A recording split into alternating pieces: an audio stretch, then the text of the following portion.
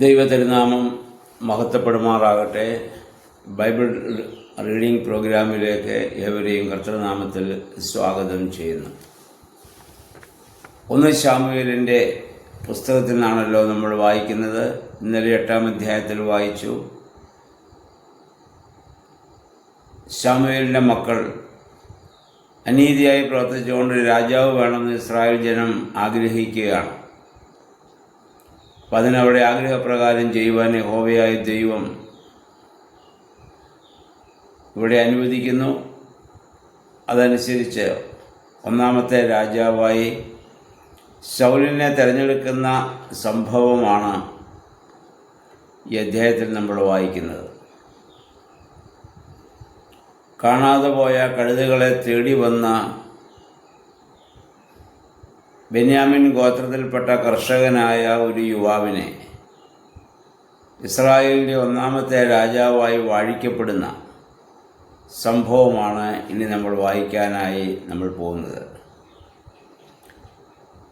ശൗലിൻ്റെ വരവിനെക്കുറിച്ച് ശമൂവേൽ പുരോഹിതന് ശമൂവേലിന് നേരത്തെ തന്നെ അറിവ് ലഭിച്ചു. കാരണം അവൻ ദൈവത്തിൻ്റെ പ്രവാചകനാണ്.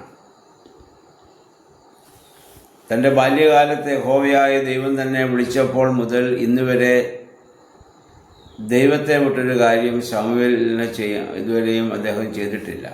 തൻ്റെ മക്കളെ വേണ്ട രീതിയിൽ ശിക്ഷണത്തെ അദ്ദേഹത്തെ വളർത്താൻ ശ്രദ്ധിച്ചില്ല എന്നത് മാത്രം അദ്ദേഹത്തിൻ്റെ ഒരു കുറവായിട്ടുള്ളൂ. അപ്പോൾ ദൈവത്തിൻ്റെ മുന്നറിയിപ്പ് അദ്ദേഹത്തിന് ലഭിച്ച അനുസരിച്ചാണ് അദ്ദേഹം കാര്യങ്ങളൊക്കെയും ചെയ്തുകൊണ്ടിരിക്കുന്നത്. അതിൻ്റെ 9-ാം വാക്യം നമ്മൾ വായിക്കുന്നു. ആ കാലങ്ങളിൽ ഇപ്പോൾ പ്രവാചകന്മാരെന്ന് പറയുന്ന ദീർഘദർശിമാരെന്നാണ് വിളിച്ചിരുന്നത്. കാര്യങ്ങൾ മുൻകൂട്ടി പറയുന്ന വ്യക്തികളെന്ന അർത്ഥത്തിൽ ദീർഘദർശിമാരെന്ന് പറയുന്നു.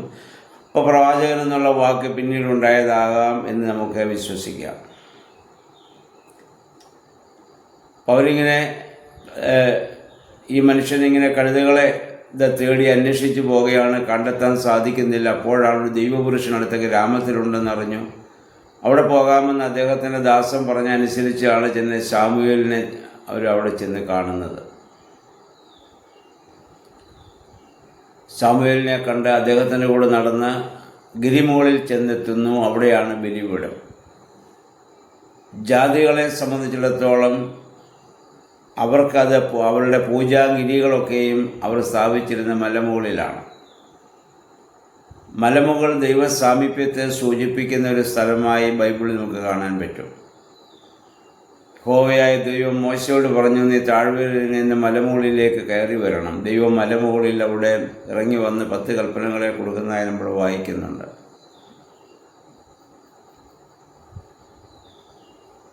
നോഹയുടെ കാലത്ത് ജലപ്രളയം വന്നതിന് ശേഷം ആ പേടകം ഉറച്ചത് മലമുകളിലാണ്, അരാരാത്ത് പർവ്വതത്തിലാണ്. ഇസ്ഹാക്കിൻ്റെ ബലി നടന്നത് മോറിയ മലയിലാണ്. കർത്താവ് ക്രൂശിക്കപ്പെട്ടത് ഗോകുൽത്താ മലമുകളിലാണ്. ദാവീദ് പറഞ്ഞു, ഞാൻ എൻ്റെ കണ്ണ് പർവ്വതത്തെങ്കിലേക്ക് ഉയർത്തും, എൻ്റെ സഹായക്കാരൻ എവിടെ നിന്ന് വരും? അത് പർവ്വത മുകളിൽ നിന്ന് അത് വരുന്നു. താഴ്വര എന്നുള്ളത് പാപത്തെ സൂചിപ്പിക്കുന്ന ഒരു സ്ഥലമായി കാണുന്നു. അവിടെയാണ് കൂടുതൽ ദുശ്ചിന്തകളും അപ്രകാരമുള്ള അശുദ്ധമായ ജീവിതങ്ങളൊക്കെയും. പർവ്വത മുകളിൽ വിശുദ്ധിയെ സൂചിപ്പിക്കുന്ന ഒരു സ്ഥലമാണ്. അപ്പോൾ അങ്ങനെയുള്ള സ്ഥലത്താണ് ഈ ശമൂവേൽ താമസിക്കുന്നത്. അവിടെ അദ്ദേഹം അതിനുവേണ്ടിയുള്ള പ്രത്യേക ക്രമീകരണങ്ങളൊക്കെ ചെയ്തിട്ടുണ്ട്. ബലിപീഠം അവിടെയുണ്ട്. അവിടേക്ക് ഈ മനുഷ്യൻ ആനയിക്കപ്പെടുകയാണ്. രാജാവിനെ തിരഞ്ഞെടുക്കുന്നത് ദൈവമാണ്, ദൈവസാമീപ്യമാണെന്നുള്ളൊരു സൂചന ഇതിൽ നിന്ന് നമുക്ക് ലഭിക്കുന്നുണ്ട്. ശൗൽ അവിടെ ചെല്ലുന്നു. അപ്പോൾ ശൗലിൻ്റെ കൂടെയുള്ള ഭൃത്യൻ പറഞ്ഞു, ഈ പ്രവാചകരെ കാണുമ്പോൾ നമുക്ക് കൊടുക്കുവാനൊന്നുമില്ല. അന്ന് ദൈവപുരുഷന്മാരെ കാണുമ്പോൾ അവരവരുടെ കയ്യിലുള്ളിൽ നിന്ന് ദശാംശം കൊടുക്കുന്ന രീതി ഉണ്ടായിരുന്നിരിക്കാം. ഭക്ഷണപദാർത്ഥങ്ങളൊന്നും നമ്മുടെ കയ്യിലില്ല, എല്ലാം നമ്മുടെ ഇത് തീർന്നുപോയി. അപ്പം പറഞ്ഞു, 1/4 ശെക്കേൽ വെള്ളി എൻ്റെ കയ്യിലുണ്ട്, അതുകൊണ്ട് കൊടുക്കാം.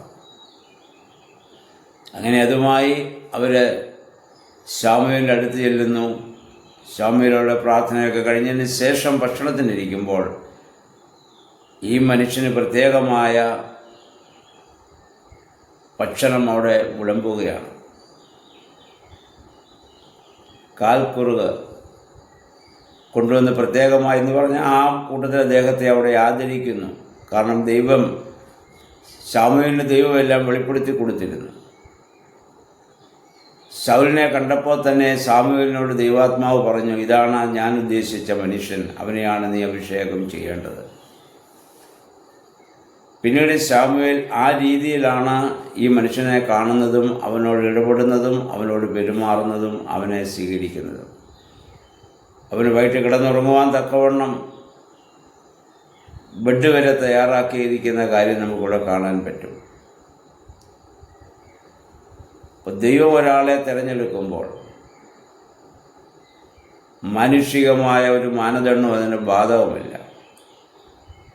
ഈ മനുഷ്യൻ പറയുന്നുണ്ട്, ഞാൻ ബെന്യാമിൻ, ഈ 12 ഗോത്രങ്ങൾ ഏറ്റവും ചെറിയ ബെന്യാമിൻ ഗോത്രത്തിൽപ്പെട്ടവനാണ്, ഞാനൊരു കൃഷിക്കാരനാണ്, എനിക്ക് പ്രത്യേകിച്ച് എന്നെ ആദരിക്കത്തക്കവണ്ണം മാനിക്കത്തക്കവണ്ണം എന്താണ് എന്നിലുള്ളത്?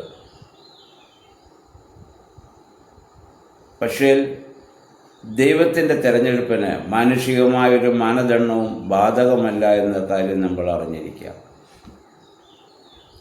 നമ്മുടെ കർത്താവും ഭൂമിയിൽ പ്രവർത്തനം ആരംഭിച്ചപ്പോൾ കുടുംബ മഹിമ നോക്കിയോ വിദ്യാഭ്യാസ യോഗ്യത നോക്കിയോ അല്ലെങ്കിൽ മറ്റുള്ളതായ ജ്ഞാനത്തിൻ്റെ ആ പൂർണ്ണതയിലെത്തിയവരെ ഒന്നുമല്ല ദൈവം തിരഞ്ഞെടുത്ത മുക്കുവന്മാരെയും ചുങ്കസ്ഥലത്തിരിക്കുന്നവരെയും അങ്ങനെയുള്ള സമൂഹത്താൽ തള്ളപ്പെട്ട പാപികളെന്ന് പറഞ്ഞ് പാർശ്വവൽക്കരിക്കപ്പെട്ട ആളുകളെയാണ് കർത്താവ് ശിഷ്യത്വത്തിലേക്ക് വിളിച്ചതും അവരിലൂടെയാണ് ദൈവം പിന്നെ പ്രവർത്തിച്ചിട്ടുള്ളത്. മാനുഷികമായ മാനദണ്ഡമൊന്നും ദൈവത്തിൻ്റെ മാനദണ്ഡമല്ല. ദൈവ മനുഷ്യനെ അവിടെ നിന്ന് തെരഞ്ഞെടുത്ത് ഇസ്രായേൽ ജനത്തിന് ഒരു രാജാവായി വാഴിക്കാൻ വേണ്ടി പോകുന്നതായി നമ്മൾ കാണുന്നുണ്ട്. ദൈവം വാതിൽ തുറന്നാൽ ആർക്കും അത് അടയ്ക്കാൻ സാധിക്കുകയുമില്ല.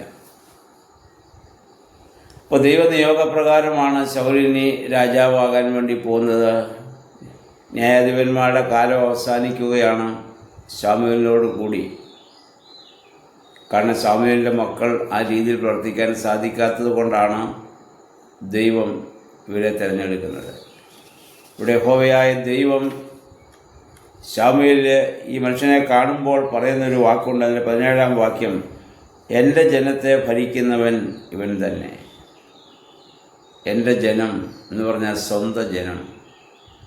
ഈ ജനം പലപ്പോഴും ദൈവത്തെ വിട്ടു പോകാറുണ്ട്. അന്യദൈവങ്ങളുടെ പിന്നാലെ പോയാൽ പോലും, അവർ ദൈവത്തെ ഉപേക്ഷിച്ചാൽ പോലും ദൈവം അവരെ ഉപേക്ഷിക്കില്ല. കാരണം ദൈവം അത്രമാത്രം അവരെ സ്നേഹിച്ചു. അവരുടെ പിതാക്കന്മാർക്ക് കൊടുത്ത വാഗ്ദത്തം ദൈവം ഒരിക്കലും അത് മറക്കുകയില്ല. ഇന്നും ദൈവം നമ്മളെ കരുതുന്നത് നമ്മുടെ ആരുടെയും പുണ്യപ്രവൃത്തികൾ കൊണ്ടല്ല, നമ്മുടെ പിതാക്കന്മാരുടെ വിശ്വാസവും അവർ ദൈവസ്ഥലത്തിൽ കാട്ടിയതായ സമർപ്പണവുമാണ് നമുക്കിന്ന് അനുഗ്രഹമായി ഭവിക്കാൻ കാരണമായി തീർന്നത്. ദൈവം നമ്മളെ മറക്കാതെ കാത്തു പരിപാലിക്കുന്നു, സൂക്ഷിക്കുന്നു. അതുകൊണ്ടാണെന്നുള്ള ബോധ്യത്തോടെ സമർപ്പിതമായി ജീവിപ്പാൻ തക്കവണ്ണം നമുക്കിടയായി തീരണം. ഇവിടെ ശമൂവേൽ ഈ ശൗലിനെ കണ്ടെത്തുന്നതും ഇനി അദ്ദേഹത്തെ അഭിഷേകം ചെയ്യാൻ പോകുന്ന കാര്യമാണ് അടുത്ത അധ്യായത്തിൽ നമ്മൾ വായിക്കാൻ പോകുന്നത്. അപ്പോൾ ദൈവത്തിൻ്റെ ആ വലിയ ഒരു നടത്തിപ്പിനെ കാണാൻ തക്കവണ്ണം നമുക്കിടയായി തീരണം. നമ്മൾ ഏത് സാഹചര്യത്തിൽ വളർന്നാലും ഏത് സാഹചര്യത്തിൽ ജീവിച്ചാലും ദൈവത്തിന് നമ്മളെക്കുറിച്ച് ഒരു പദ്ധതിയുണ്ട്. ആ പദ്ധതി പ്രകാരം ദൈവമേ അവിടുത്തെ ഹിതപ്രകാരം എന്നെ വഴി നടത്തണമേ, ജീവിക്കാനിടയാകണമേ നമുക്ക് പ്രാർത്ഥിക്കാം. ദൈവം അതിന് നമ്മെ സഹായിക്കുമാറാകട്ടെ.